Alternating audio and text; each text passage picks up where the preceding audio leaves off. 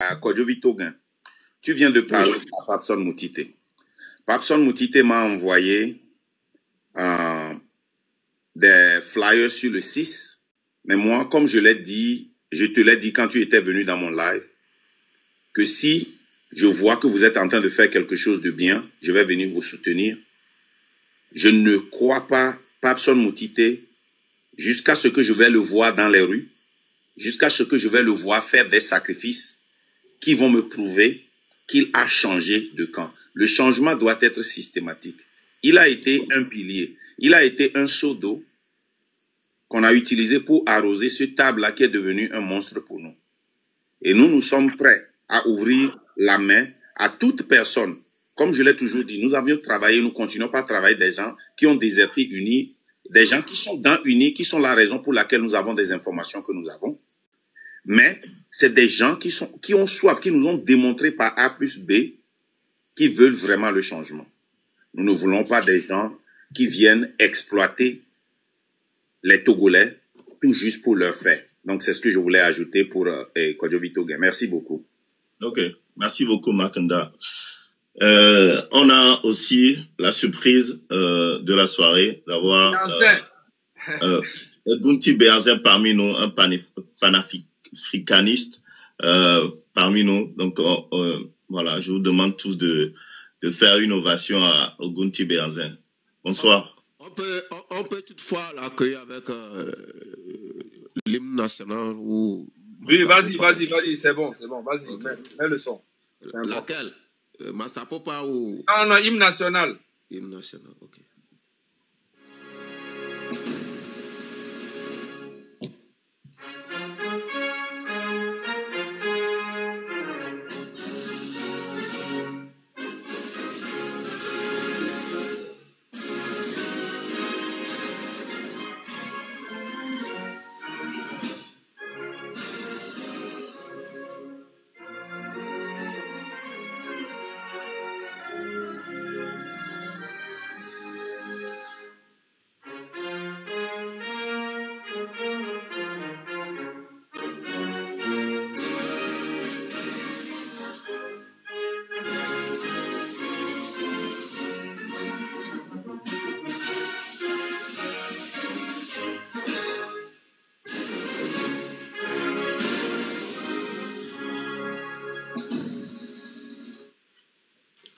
Merci beaucoup, le Didier. Ok. J'en fais Gunti Beazen. Recevez mes salutations révolutionnaires et fraternelles. J'ai tenu ce soir à me joindre à vous. Je pense que depuis l'existence de mon compte TikTok géré par les membres de mon organisation, ça doit être la 2e ou 3e fois où j'apparais dans un live. Il est très très rare que je participe à des lives, mais ce soir, il y a une personne qui m'a envoyé votre live. Je venais de rentrer à la maison et pour la première fois, je vous ai vus tous réunis en live. Au début, je ne voulais pas regarder parce que je me suis dit, bon, ça doit être encore les futilités d'habitude des lives, des influenceurs. Mais quelque chose m'a dit de cliquer pour voir comme ça, par curiosité, parce que la personne me disait, non, écoute, c'est un live intéressant. Alors j'ai cliqué et vraiment... j'étais surpris de voir que pour une fois, vous êtes tous réunis et que ça parle de choses très sérieuses, c'est-à-dire de la politique, de la révolution, de l'avenir de notre patrie qui est le Togo. Même si beaucoup de personnes ne le savent pas, mais je suis du Togo, je connais très bien le Togo, je suis né au Togo, j'ai grandi au Togo.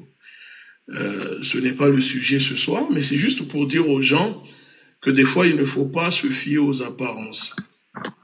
Ce n'est pas parce que on n'est pas tous les jours dans des lives avec vous, que nous ne sommes pas du Togo. Nous sommes des enfants du Togo. Je connais le nord au sud. Je connais le nord mieux que le sud.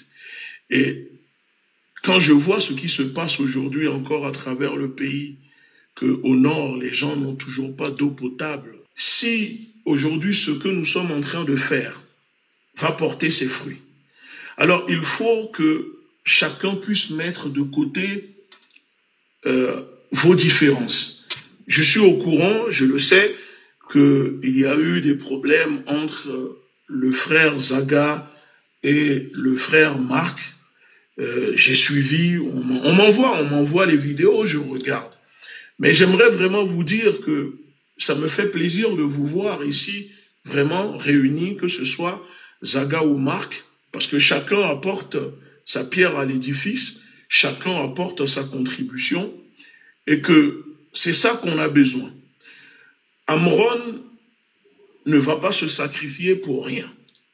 Si c'est le cas, alors je le dis aux Togolais que si, après ce que Amron a décidé de faire, en se sacrifiant, vous savez, la révolution en Tunisie a commencé comme ça. Il y a un Tunisien qui a décidé de se brûler en se mettant de l'essence, et c'est comme ça que le régime de Ben Ali est tombé. Si les Togolais ne réagissent pas et ne sortent pas, et ne se décident pas à libérer le Togo pour vivre dignement, si après le 6, je ne vois pas les Togolais et les Togolaises réagir, je le dis ici, j'arrêterai de parler de la lutte togolaise. Parce que pour moi, si après ce que nous sommes en train de faire là, si le 6, il n'y a pas de résultat, j'estime, et pour moi, ça veut dire que les Togolais ne sont pas prêts à se libérer. Et donc, on aura donné raison aux autres pays de la sous-région qui pensent que les Togolais sont des lâches, qui pensent que les Togolais ne veulent pas se battre, qui pensent que les Togolais ne veulent pas libérer leur pays et ne font que se lamenter. Parce que pour moi, c'est très grave ce qui se passe. C'est très grave parce que ce régime, aujourd'hui, met à l'abri ses femmes, ses enfants, leurs sœurs, leurs cousins. Mais au Togo, c'est vous qui souffrez. Aujourd'hui, la plupart des personnes ici en live n'ont pas besoin de se prendre la tête, de se sacrifier pour cette lutte. Parce que nous autres, nous sommes à l'étranger. Des fois, comme je dis, mon chien que j'ai à la maison, je sais que ça va choquer des gens, mais mange mieux et vit mieux qu'une partie de la population togolaise. Donc si on fait cette lutte, ce n'est pas pour nous, ce n'est pas pour notre confort. Moi, j'ai tout ce qu'il faut pour vivre dignement et jouir du bien matériel que j'ai. Marc, pareil, Zaga, pareil, Odako, pareil, Togbevik PC, pareil. Tous ceux qui sont ici en live, pareil. Mais si nous faisons cette lutte, c'est pour notre patrie. Parce qu'on ne se pose pas la question en se disant « Qu'est-ce que le Togo fait pour moi ?» Mais on doit se dire « Qu'est-ce que je fais pour le Togo? Qu'est-ce que j'apporte pour mon pays ?» C'est ça un patriote. Parce que nous sommes patriotes. Et un patriote, il y a une différence entre un patriote et un nationaliste. Moi, je ne suis pas nationaliste. Vous savez, je suis un patriote. Il y a une différence. Vraiment, il faut savoir faire la différence entre nationaliste et patriote. Le nationalisme a été introduit par les colons pour morceler et balkaniser l'Afrique. Voilà, le nationalisme rejette les autres qui n'ont pas la même nationalité que soi. Alors que la patrie, un patriote, c'est quelqu'un qui a l'amour de sa patrie, qui défend sa patrie. Donc moi, je suis patriote et je suis africain.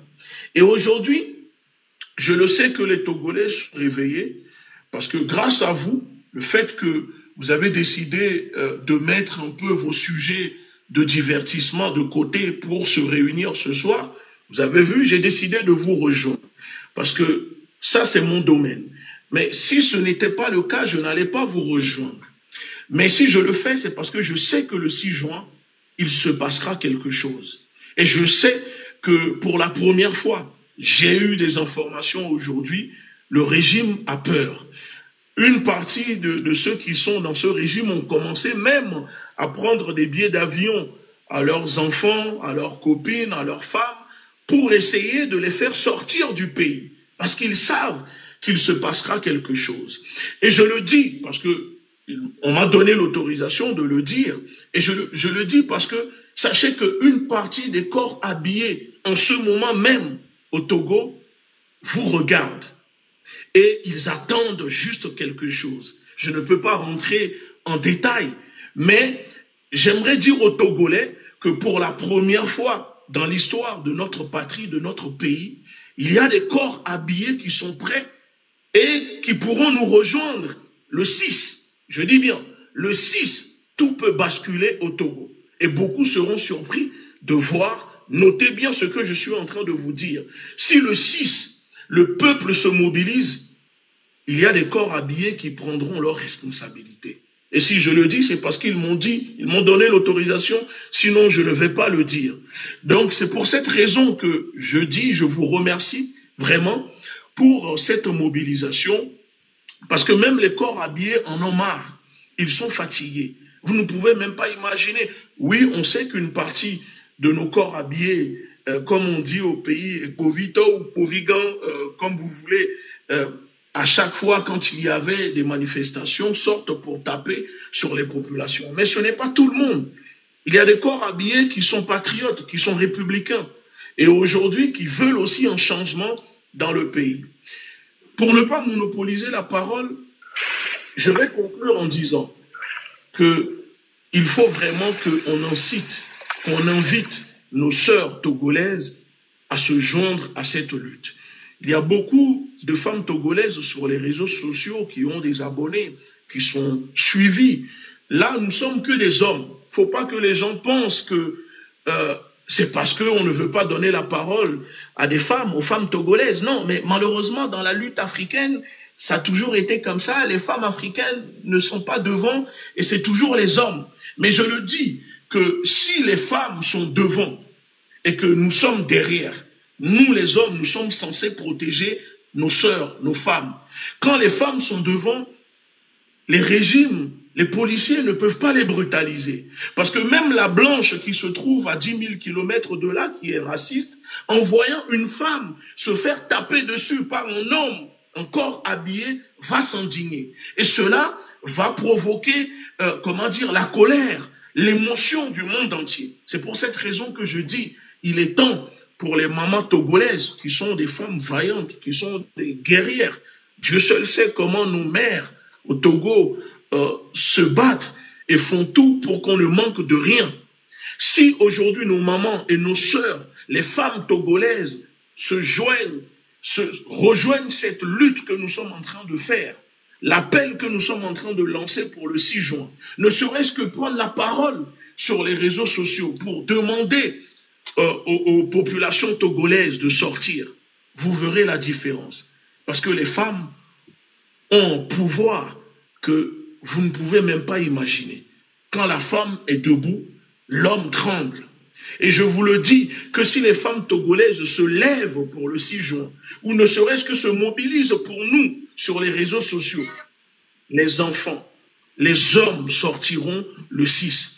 Et tout à l'heure, j'ai répondu à un artiste, je ne sais pas si elle est artiste ou pas, elle a commenté en publiant en disant, oui, on souhaite demander pardon, clémence aux autorités togolaises. Et je réponds en disant à ces personnes qui viennent avec ce genre de rhétorique, en disant, demandons la clémence aux autorités togolaises. Je dis, c'est de l'hypocrisie. Cessez d'être hypocrite. Si vous n'avez pas le courage de soutenir le peuple opprimé, je préfère que vous restiez dans le silence. Parce que si c'est pour venir dire, demandons pardon aux autorités. Quelle autorité? De un, Amron n'a pas tué, Amron n'a pas volé, Amron n'a agressé personne. Si quelqu'un doit demander pardon à quelqu'un, c'est le régime nazi de Gnassingbé qui doit demander pardon aux Togolais pour la barbarie que nous subissons depuis 60 ans. Nos grands-parents sont nés dans ce régime. Nos parents sont nés dans ce régime. Nous sommes nés dans ce régime. Mais une chose est sûre, chers compatriotes, et je vous le promets, nos enfants ne grandiront pas avec ce régime. nos enfants auront la liberté au pays. Moi, aujourd'hui, je suis interdit de rentrer au Togo. Je n'ai pas de passeport. Le régime a refusé de me délivrer mon passeport. Je suis interdit même de rentrer dans les ambassades togolais. Je ne peux même pas rentrer dedans. Mais cela ne m'empêche pas. C'est pour vous dire que quand les gens nous disent « rentrez au pays pour faire la lutte », moi, je n'ai pas peur de rentrer au Togo. C'est plutôt le régime qui a peur que moi, je rentre au Togo. Sinon, si ce n'est pas le cas, moi, je serai déjà au Togo. Si le régime veut m'attraper, ce régime peut m'attraper. C'est juste pour dire à mes compatriotes que, sachez-le que on va tout faire pour libérer notre pays, pour vivre dignement. Tout ce que les Togolais demandent, c'est de pouvoir travailler, manger, se soigner, aller à l'école. On ne demande pas grand-chose à ce régime. Travailler, manger, se soigner et vivre dignement. Et si ce régime n'est pas capable d'apporter cela au peuple togolais, alors il est temps que ce régime dégage. 60 ans de père en fils. Quel est le bilan? C'est ce que Amron disait. Quel est le bilan aujourd'hui de Faure Gnassingbé après 20 ans de pouvoir? Zéro. Zéro. Donc, quand les gens viennent et pensent que il y a des camarades panafricanistes qui font de la talakou en disant Faure Gnassingbé est panafricaniste. Ce n'est pas parce que Faure Gnassingbé vous met son port à disposition que Faure Gnassingbé est panafricaniste. Le port du Togo appartient au peuple togolais. Et je le dis, le port du Togo n'appartient pas à Faure Gnassingbé. Et si les Togolais veulent ou ne veulent pas mettre le port à disposition, les Togolais ont le droit. Mais peu importe, avec ou Faure Gnassingbé, le port du Togo sera toujours à disposition de nos frères et sœurs de la sous-région parce que c'est comme ça que nous sommes. C'est notre éducation. Le Togolais n'est pas xénophobe. Le Togolais ne discrimine pas les autres. On accueille tout le monde. Même les gens qui ne nous respectent pas, on les laisse nous piétiner. Donc c'est juste pour dire qu'il est temps que mes camarades panafricanistes apportent leur soutien au peuple togolais, apportent leur soutien au Togo. Nous, on s'est battus pour vous. On a laissé femmes et enfants. On est parti au Mali. On a pris des risques. On a failli même se faire kidnapper. On a subi des choses. Aujourd'hui, je suis sous sanction de l'Union européenne. Je suis interdit de rentrer en Europe. Mes comptes, mes avoirs sont gelés. Le compte de ma femme, de ma famille, de mes proches, beaucoup de choses, sous sanction. Mais malgré cela, pourquoi? Parce que nous avons lutté pour le Mali, pour le Burkina, pour le peuple noir, pour l'Afrique en général. Mais ça ne peut pas m'empêcher de continuer. Je continue toujours et maintenant la mission que je me suis donnée, c'est de libérer mon pays, mon propre pays. On a libéré le pays des autres. Nous allons maintenant libérer notre pays. Donc je vous remercie vraiment pour ce live et de m'avoir accepté, de me donner la parole, de m'exprimer ce soir dans votre émission. Et merci Egouti Béhanzin pour tes sacrifices et ce que tu fais pour le pays. Et ce que moi je voudrais te dire est que dans le passé, il y avait un vide chaque fois que les manifestations n'ont pas abouti au résultat. Nous nous sommes adonnés pour maintenir la pression 24 heures sur 24, que le 6 marche ou pas, Faure doit partir. Ça, c'est notre objectif. Notre objectif n'est pas seulement une date. Nous voulons un départ systématique de Faure et un changement du profond du problème. Et donc, moi, je voudrais seulement vous encourager tous avant de partir. Moi, plutôt, si le 6 n'aboutit pas. Moi, déjà, les nuages, en voyant les nuages et en sachant qu'il va pleuvoir, déjà, le travail que nous sommes en train de faire depuis les années 90 et maintenant avec cette pression sur les réseaux sociaux, d'abord sur Facebook et maintenant sur TikTok, est en train de marcher. Donc moi, je ne voudrais pas que nous revenions ici le 6 dépressés et découragés. Nous serons là. Nous prions Dieu que le 6 soit ce jour. Mais la pression continue. Ne baissons pas les bras. Et je voudrais aussi dire à mon frère Egouti Béhanzin, ce n'est pas que certains d'entre nous ne vous voyons pas. Ce n'est pas que nous ne voyons pas la main que vous tendez. Mais aussi vous devez comprendre que il y a certaines choses que nous pouvons dire dans les inbox que nous ne pouvons pas dire publiquement. Parce qu'on se connaît. Et je sais qu'à un moment donné, vous avez pensé que votre main est restée trop longtemps en l'air. Mais c'est pas vrai. Il va falloir que certaines choses que nous disons publiquement, certains d'entre nous peuvent se sacrifier, mais nous n'allons pas pouvoir drainer certaines. C'est parce que c'est la minorité consciente qui va toujours tirer la majorité inconsciente. Donc, je te dis que la main que tu tends chaque fois, tu l'as tendue publiquement, tu l'as tendue en privé. Les gens voient ça. Et moi, je suis en train de te dire ce que je sais, ce que je pense et ce que les autres aussi pensent tout bas. Donc, plus courage. Moi, je vais vous laisser. J'ai une réunion que je dois atteindre tout à l'heure. Si je finis là vite, je vais revenir, mais on va continuer. Donc, Egouti, s'il te plaît, pense à ce que je viens de te dire pour voir si cette main va rester très longtemps en l'air ou si les gens vont prendre ta main et la remuer. Merci. Il n'y a pas de problème. Merci beaucoup.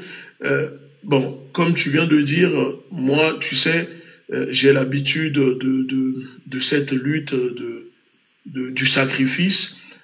Comme j'ai toujours dit, il y a une chose, moi, je ne travaille pour aucun politicien. Je ne travaille pour aucun soi-disant opposant. Et tu l'as dit, je pense, quand tu as pris la parole, et je tiens à... Je persiste là-dessus. Il ne faut pas qu'on laisse cette lutte que nous sommes en train de mener se faire récupérer encore par ces soi-disant politiciens qui sont là que pour dresser et drainer de la foule dans leur paroisse politique. Si vous laissez encore cette lutte que nous sommes en train de faire aux mains des politiciens professionnels, comme je les appelle, alors ça sera voué à l'échec. Et là-dessus, je suis d'accord avec Marc. Cette lutte doit être menée par le peuple, pour le peuple, par nous et pour nous. Les politiciens sont deux visages d'une même pièce. C'est bonnet blanc, blanc bonnet. C'est les mêmes personnes. Peut-être qu'il y a quelques-uns qui sont sincères, mais sachez-le que la plupart des partis politiques au Togo, je l'avais déjà dit, sont financés par le régime des Nyasingbe, que ce soit pour les élections, pour les subventions, et surtout par la France. Je sais que parmi vous, beaucoup sont concentrés sur la lutte contre le régime, mais je tiens à le dire que le maître ou les maîtres du Togo ne sont pas les Nyasingbe, mais l'impérialisme français. Et nous autres, c'est pour cela que nous appuyons de ce côté pour attaquer l'impérialisme français. Et vous autres, concentrez-vous sur le régime. Parce qu'aujourd'hui, si on ne tape pas sur la France qui soutient ce régime, parce que le 6, par exemple, si, encore une fois, il y aura une répression, les gaz lacrymogènes, les armes qui seront utilisées seront fournies par la France et seront conseillées par les corps habillés de la France dépêchés au Togo. Je ne te coupe pas. Je sais que tu me parles, mais petit frère, on va se parler.